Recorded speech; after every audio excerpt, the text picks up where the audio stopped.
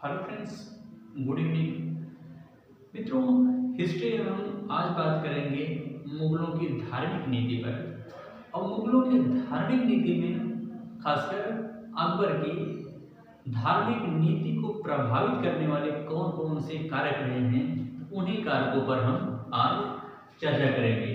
तो अगर हम अकबर की धार्मिक नीति को प्रभावित करने वाले कारकों पर नजर डालें तो हम देखते हैं कि अकबर की धार्मिक नीति को प्रभावित करने वाले कई कारक हैं।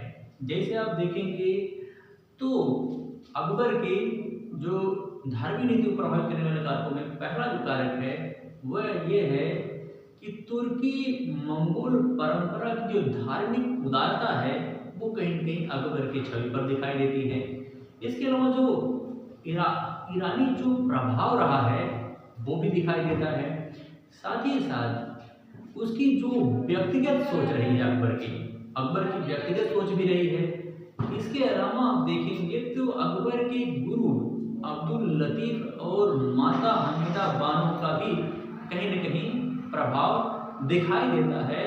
और साथ ही साथ एक और जो कारण देखने को मिलता है वो ये है कि अकबर की साम्राज्यवादी जो विस्तारवादी नीति है वो भी कहीं न कहीं जो इसकी धार्मिक उदारता को, धार्मिक नीति को प्रोत्साहित करता है।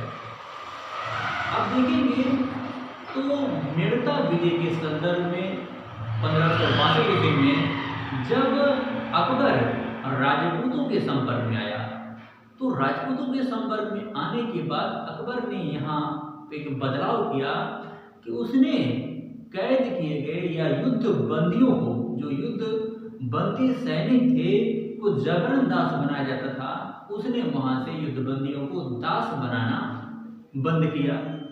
साथ ही साथ 1563 में देखेंगे तो अकबर ने तीर्थ यात्रा कर को समाप्त कर दिया। 1563 ईस्वी में अकबर ने तीर्थ यात्रा कर को समाप्त कर दिया। 1564 ईस्वी में देखेंगे तो 1564 ईस्वी में अकबर ने जजिया कर को समाप्त कर दिया।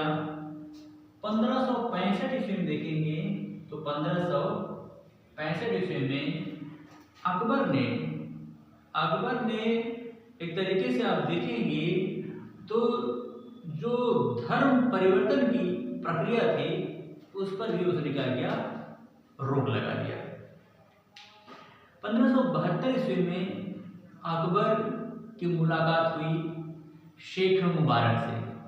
शेख मुबारक जो थे एक शब्द थे और शेख मुबारक तथा उनके दो पुत्र शेख मुबारक 1572 ईस्वी में 1572 ईस्वी में शेख मुबारक से इनकी मुलाकात हुई और शेख मुबारक के दो पुत्र अबुल फजल और शेख फैजी, अबुल फजल तथा शेख फैजी,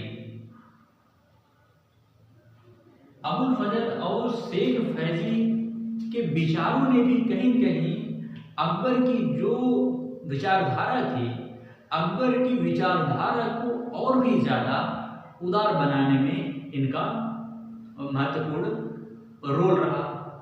आगे चलकर देखेंगे तो अकबर ने 1575 ईस्वी में इबादत खाना की स्थापना की। इबादत खाना जिसे आप धर्म संसद भी कह सकते हैं।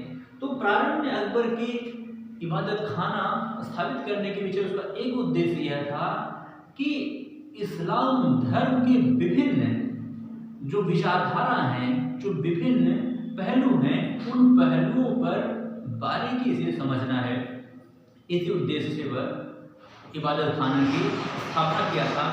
लेकिन अकबर को यहाँ से एक सीख ये देखने को मिलती है कि कहीं न कहीं जो मौलवी थे, जो इस्लाम के जानकार थे, वो भी कहीं न कहीं एक मत नहीं थे, उनको भी इसको लेकर के मतभेद था, टकरार था।